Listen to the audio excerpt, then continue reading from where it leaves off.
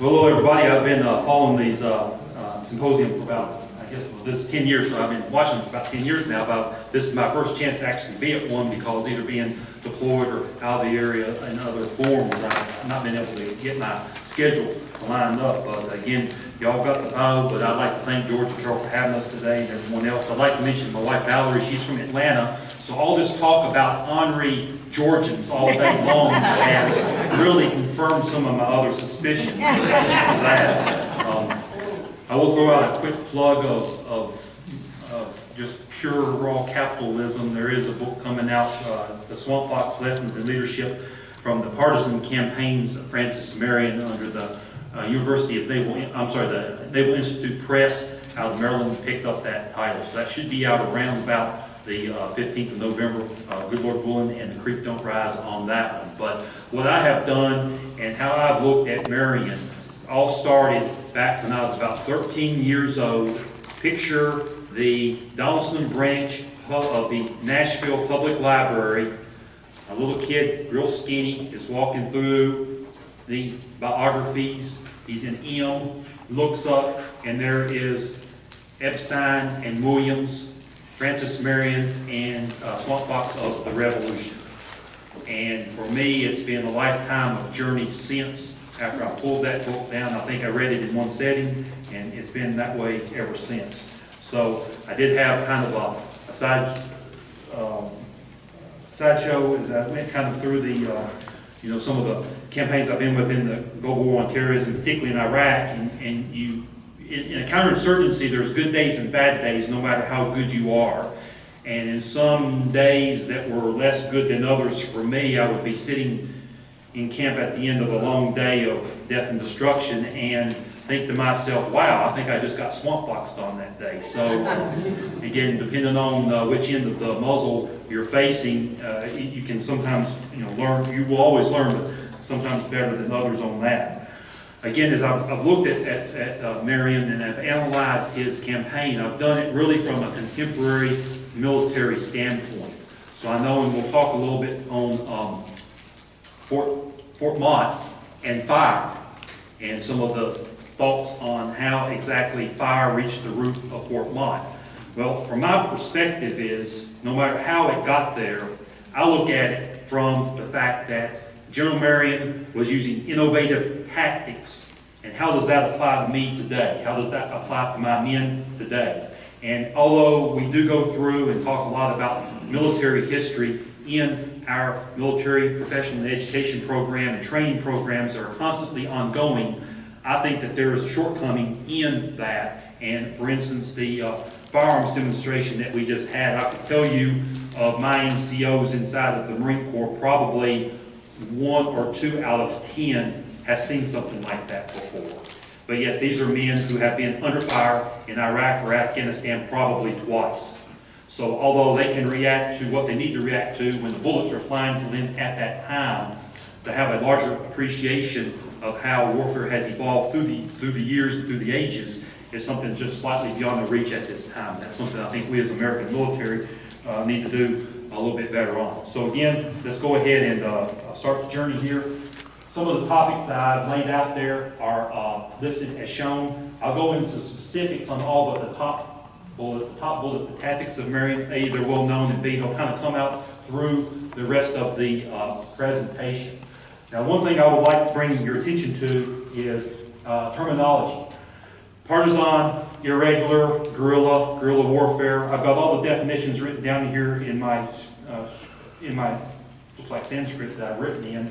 But really, right now, the Department of Defense dictionary, which is like the dictionary I have, you reach for a Webster's, I reach for the DoD dictionary, and that's kind of my vernacular. We right now, we in DoD, do not use the term partisan at this time. I don't know why, but we call irregular, we talk guerrilla, we talk everything else. So I'm going to stick with guerrilla and use that as kind of as a synonym for partisan. I think technically there are a couple of changes, but again, as I'm looking at it from my perspective, what does Marion do for me right now in the day-to-day prosecution of military conflict? Well, irregular, partisan, and guerrilla, I'm just going to kind of keep them together for the purposes of today. There's my theme that I brought up.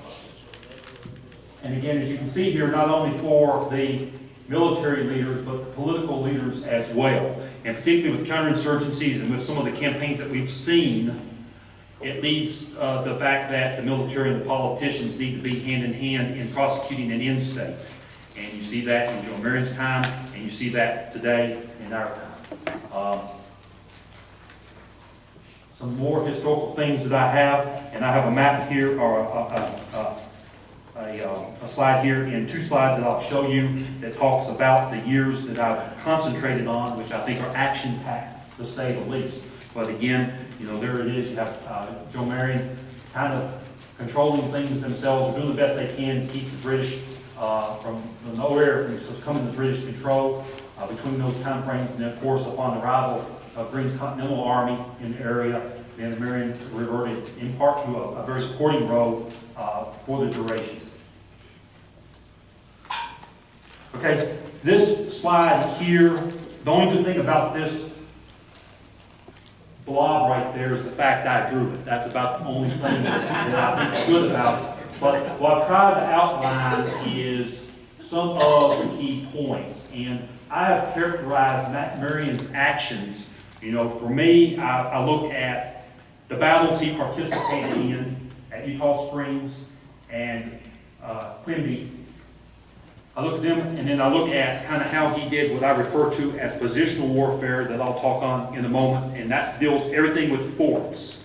And then I've looked at the engagements, which are kind of everything else. Well, you know, both actions in and around Georgetown and then all throughout the area.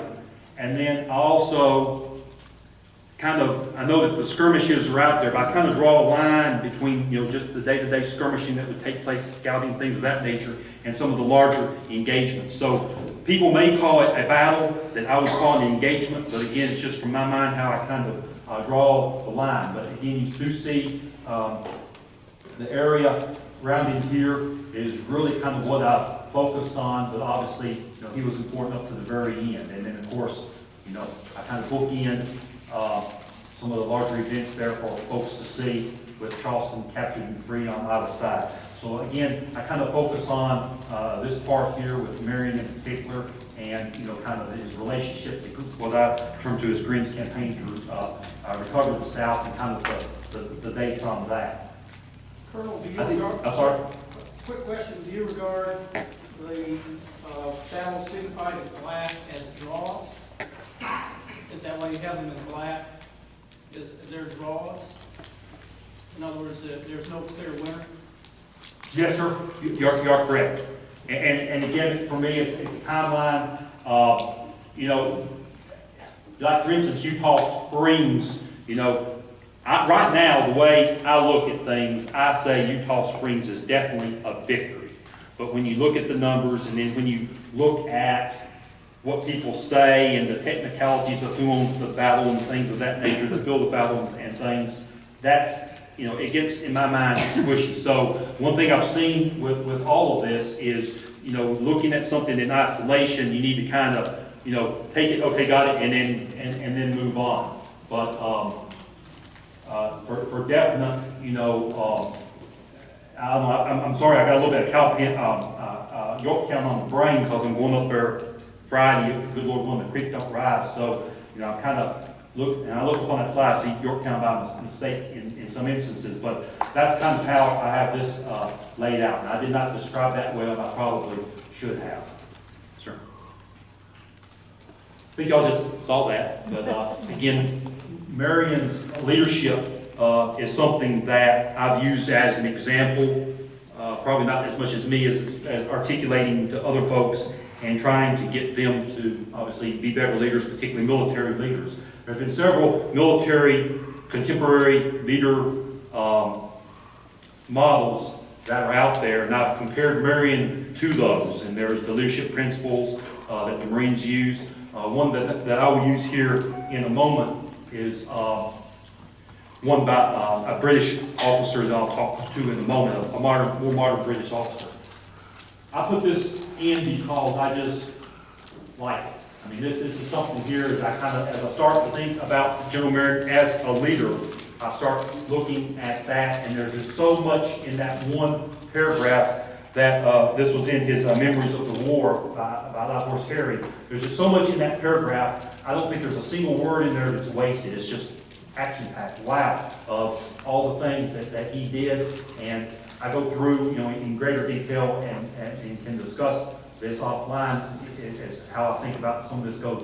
Fertile and stratagem, things of that nature, nothing mercenary. I mean, I think by and large, the general has done quite well in the scrutinies of time. I know that when the Patriot came out, there was some folks from the other side of the pond started to throw things out there about Marion, and I know particularly in one instance the raping of slave women.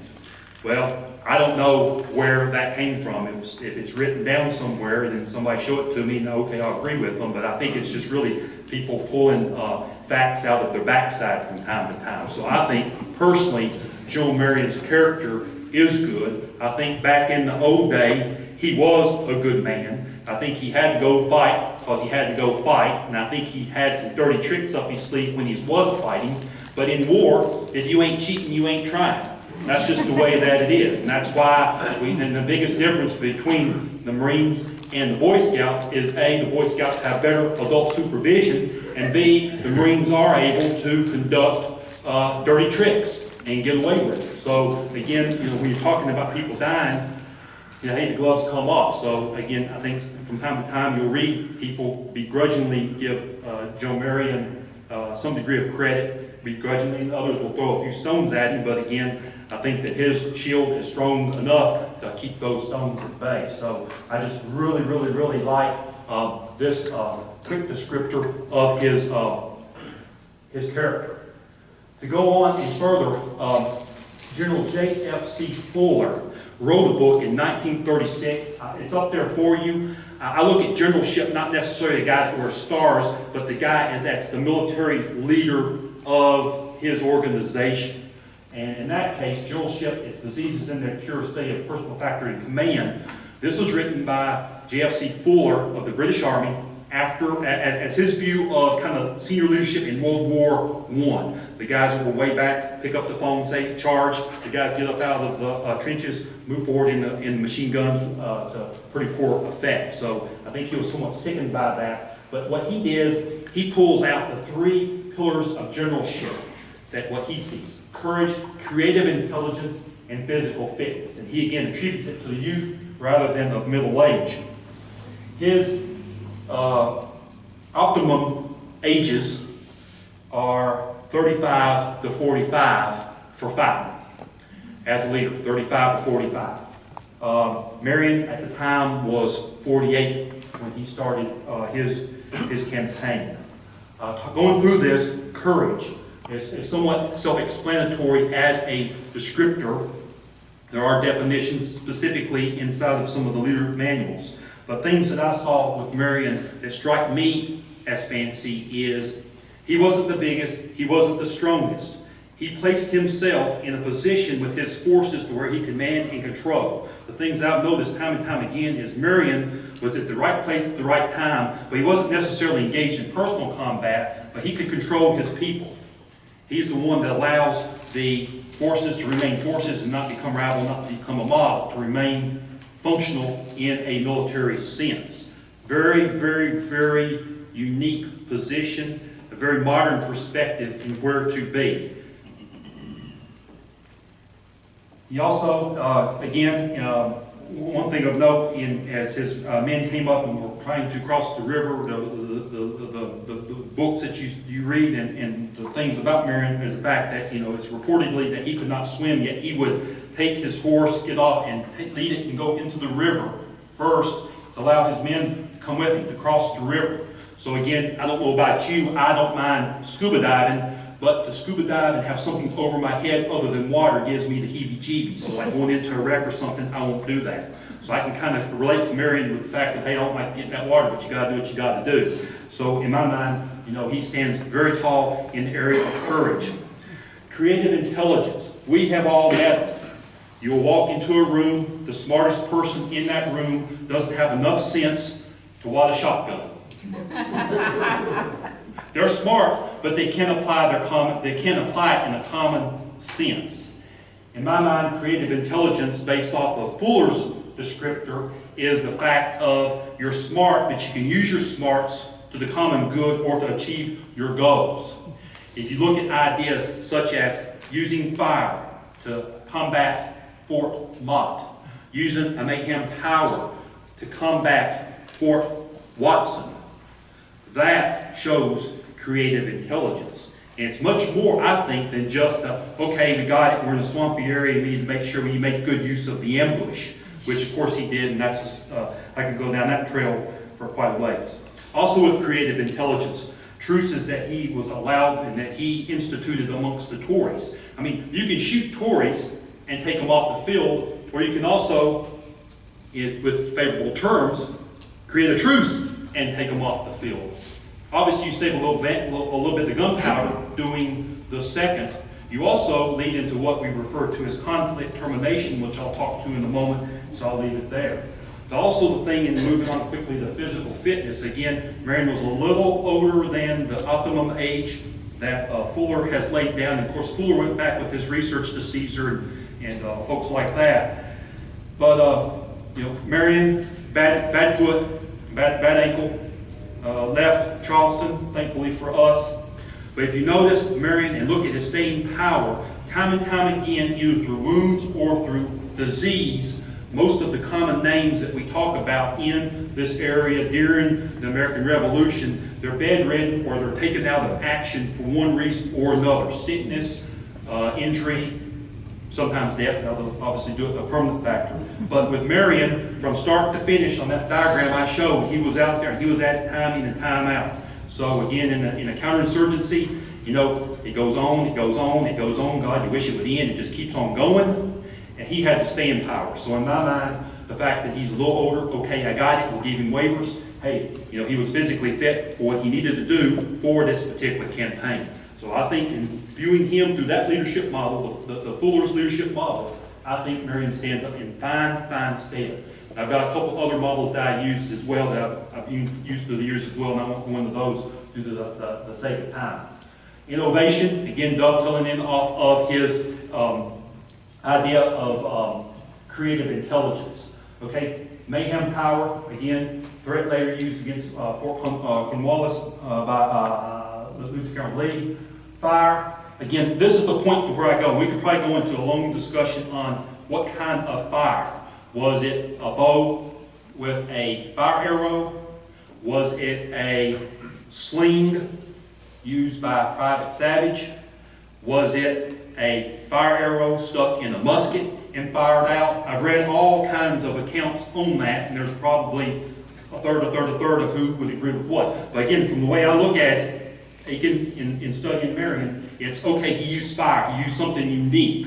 Okay, I would say there's been times I know of guys in the modern day using fire in places like Fallujah to a pretty much good effect for us and not for the bad guy. But it's something that, as we started to go to different types of weapon systems, when you sit there and says, I've got a military problem now, how do I solve it? Fire is probably not the top on the list, either from an efficiency standpoint, law of war standpoint, or what have you. So in my mind, in trying to bring up Marion's work into the contemporary military, for me, something like using fire, using the mayhem power to reduce strong points, that's something that the modern age needs to know. And again, my mind falls in great and big marks for Marion with regard to the innovation.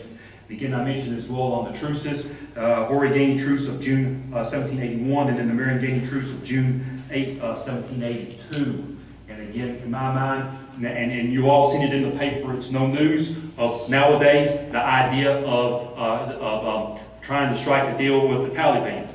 People may say that's good, people may say that's bad. Well, Vietnam War came to a conclusion somehow. So somebody had to talk to somebody to make that end. And it was done short of the atomic weapons or the full capitulation done during World War II. So the idea of truces, again, is something that we obviously need to keep in our quiver and use as needed. Okay. Irregular force leadership. In an irregular force, I think leadership requires more from a person. for a couple of reasons. One is irregular warfare is intricately, politically, and militarily linked. And usually you have a leader that's doing both sides.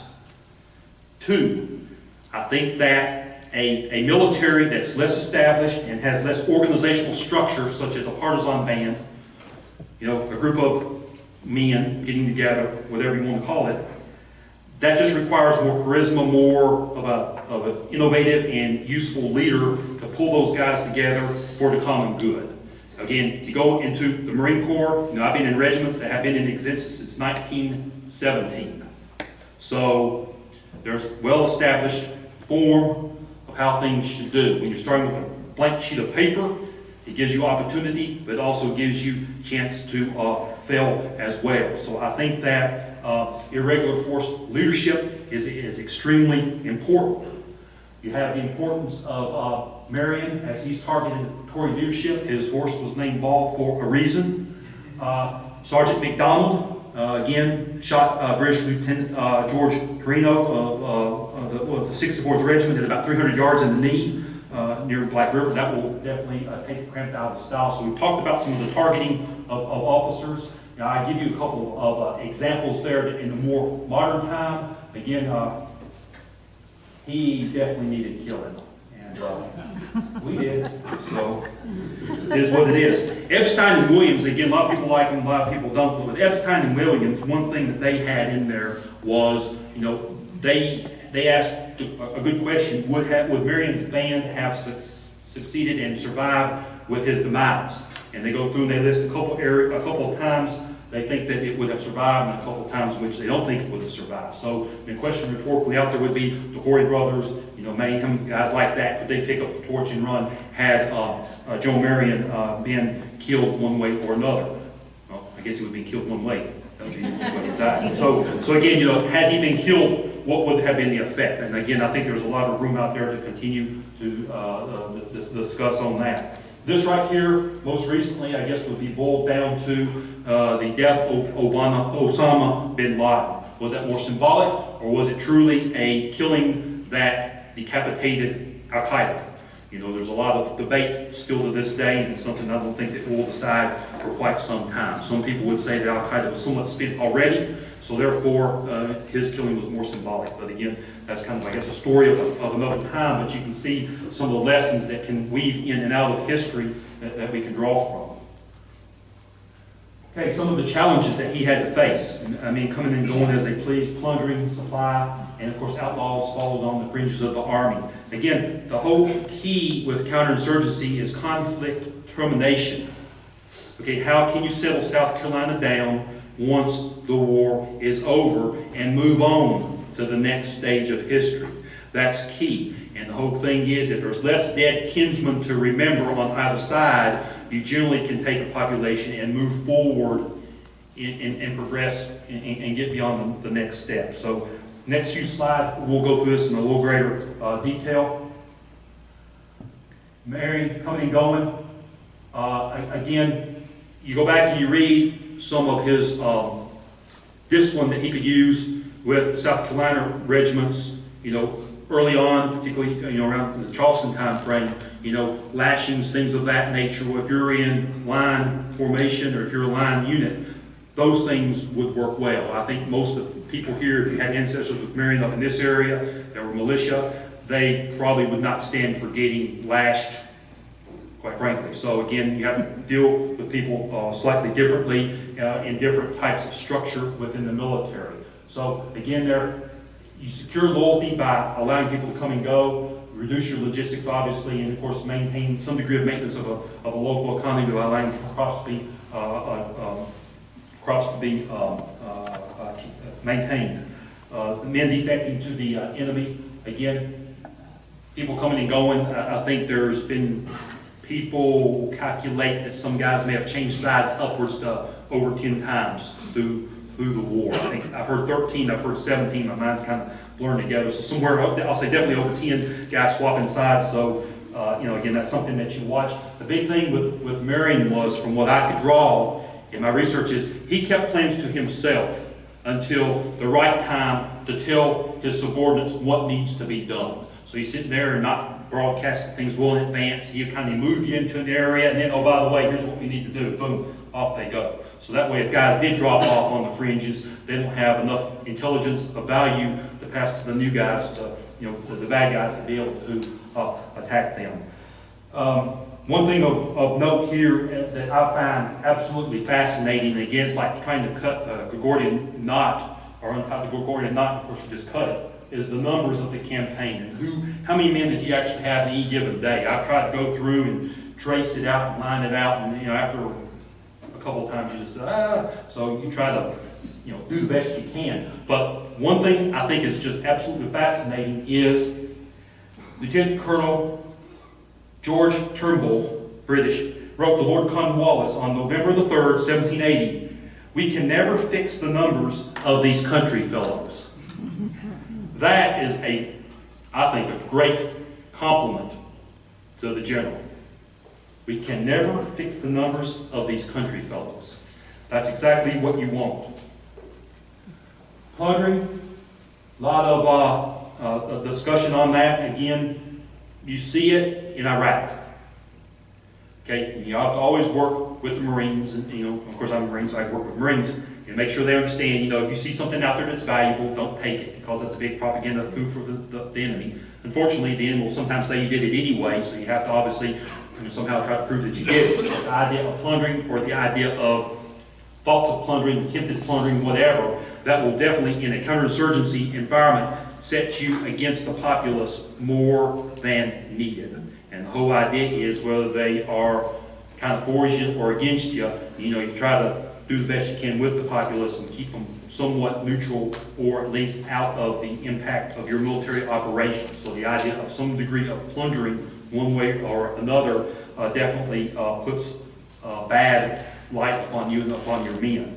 And orderly book, there's several orderly book examples that Marion had around the Santee River in March of 1781 is, I think, one of the most direct notes that he had to his men in talking about plunder. Supply, again, we could go on and on and on about this. Again, you have to realize the British Army had about a 3,000-mile supply line on some instances. There's a man, R as in Romeo, author, Bowler, B-O-W-L-E-R, who wrote a book called Logistics and the Failure of the British Army in America, 1775 to 1783. Superb work, superb work, superb work, and it goes into great detail on the troubles and the problems that the British officers had in keeping their men equipped. Absolutely fascinating book, and when you look at that, and you look at what we're doing today, Afghanistan, Iraq, and everywhere else, sometimes you think the shoe is now on the other foot, as we kind of assume more of a global leader role. So that's definitely good work there that the modern military logistician can latch on to tangible historical evidence that he can go back and refer to. Okay. Marion's orderly book of, again, March the 1st of 1781 goes into great detail on this. Again, kill, crude but effective. Sometimes you need crude but effective. Sometimes crude is effective. So again, that is definitely the way to go there. Moving on, just in the sake of time, right here she is. Probably one of the best military publications. That's how big it is. That's little. Some of y'all remember the big ones about like that. Nobody read. Well, this one here is something that we all try to read. And you can see there, the one behind it is more of a business application, where they've gone through and actually taken the warfighting doctrine and rolled it into military application.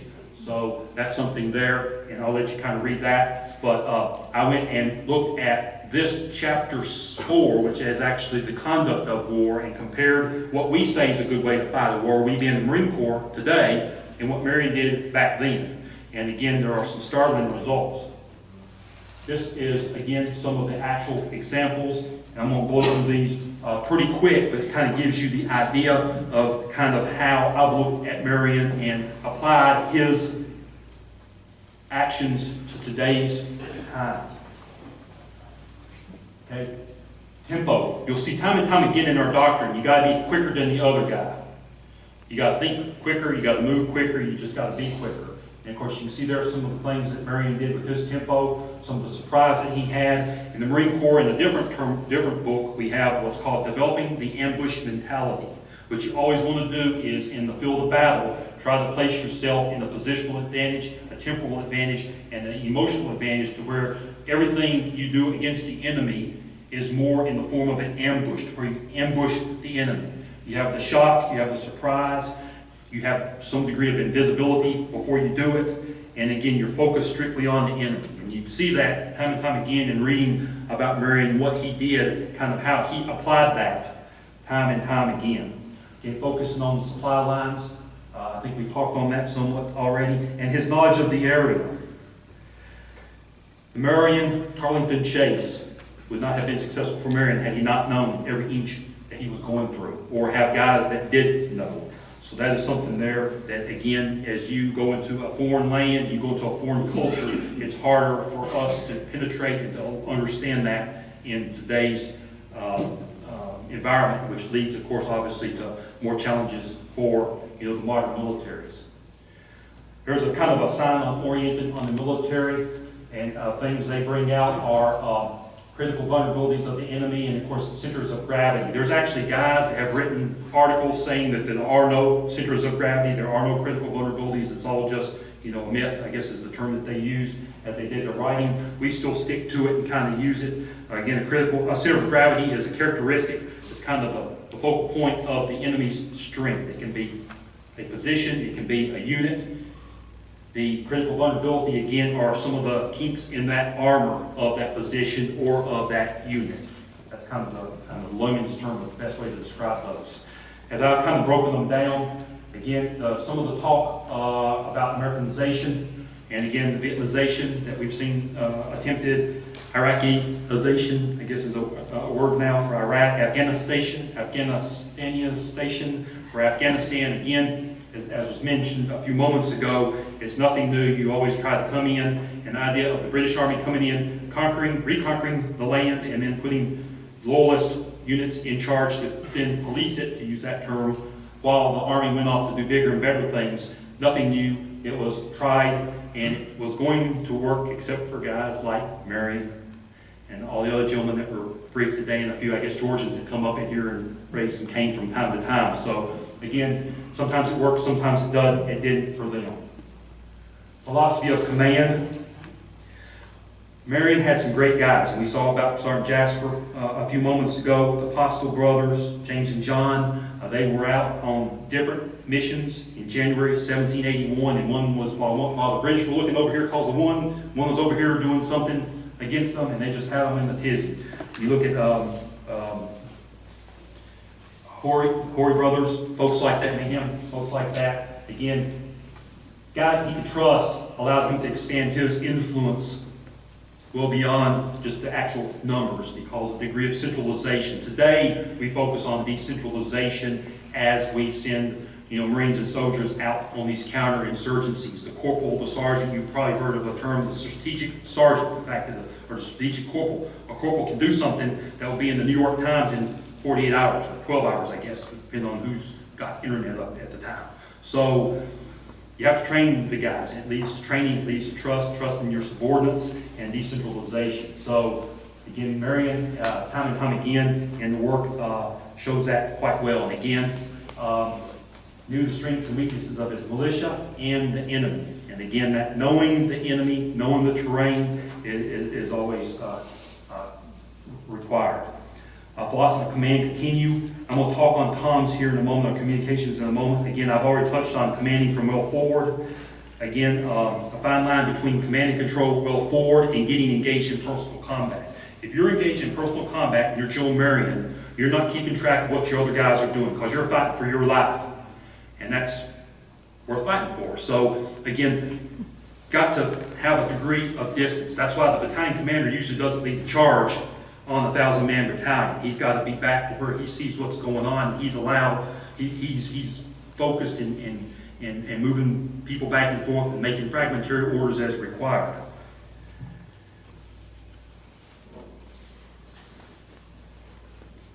Okay, shaping action. Again, simple orders and kind of a temporal advantage.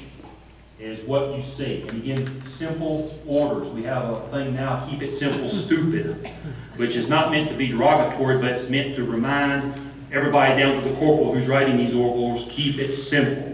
If it's simple, you can work it quicker, and if it's simple, when something goes wrong, there's less fixing to make it go right again.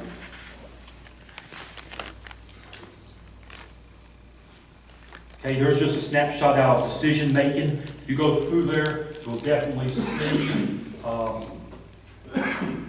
actions. The result of actions are non-decisions. Again, not making a decision for us is just as important as as making a decision. Actions, reactions. Of course, time is the critical factor. Can't speak enough on time. Marion, again, I think he had good decision-making skills. His choice of targets, units vulnerable to security, units that are carelessly bivouacked. You have supply trains. You have recruit levy up there, halfway swamp area. You have timing of attack. Marion, I went back and did some looking. I showed him during his first 8 engagements. Again, I start the engagements really with the release of the American prisoners. 8 engagements. And 6 of the 8 were at dawn or dark. Dark or dawn, the hour, give or take, 30 minutes or so of dawn. So he's hitting you at night, he's hitting you early in the morning. All right? Now, as he gathered more strength and had better positioning, through the war, he went more and more daylight. Of course, obviously, Utah Springs starts early in the morning, but again, by the time things are rolling pretty good, and of course Quimby, things of that nature, sometimes you're driven by dictation or you're driven by, the requirement to attack later in the day. But Marion, again, early on in his campaign, was at dark or dawn on his stuff. His method that I saw, the method of attack, good intelligence, attack by smaller, multiple units against the target. So he just didn't line everybody up and attack once. He had different groups, some mounted, some dismounted. Sometimes he had officers without command, serve as a decoy or a feint. Then rapid withdrawal. For the most part, except obviously something like a Fort Watson being kind of one of the exceptions. Once he hit and he succeeded in his attack, he didn't hang around and smoke cigarettes. He was out of there. Because again, maintain the mobility, force the enemy to keep guessing where you are. I was bored one evening. But in our decision making, we have a decision making process that, the Army, the Marines, and the Navy call it slightly different, but fundamentally it's the same, give or take about 1 step per. But that's kind of how I see the general thinking about the attack. And of course, attack, retrograde, set yourself up for the next target. So again, I thought that was a pretty good way of trying to put myself in his shoes and his mind. Mission tactics. What we refer to is basically, I want to give you a mission with a task and a purpose. The purpose overrides the task. So for instance, if I tell you, attack the enemy